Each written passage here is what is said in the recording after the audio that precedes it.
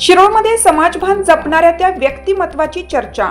शिरोळ येथील जुने तहसील कार्यालय पोलीस ठाण्यासमोरील प्रमुख मार्गावर एका ट्रॅक्टर ट्रॉलीने रस्त्यानजीकच्या झाडाच्या फांद्याला जोरदार धडक दिल्याने अचानक मोठा आवाज झाला। भर रस्त्यात ट्रॅक्टर ट्रॉलीचे डबे फिरल्याने काही मिनिटांमध्ये वाहतूक ठप्प झाली।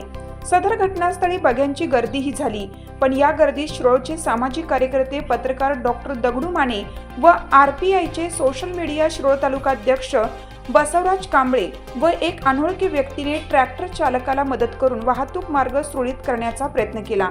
झाडाला इजा न होता सदरचा ट्रॅक्टर पुन्हा मार्गस्थ करण्यासाठी धावपळीच्या व्यस्त कामातून सामाजिक बांधिलकीचे भान जपणाऱ्या या सामाजिक कार्यकर्त्याचे धन्यवाद मानावे तेवढे थोडेच आहे।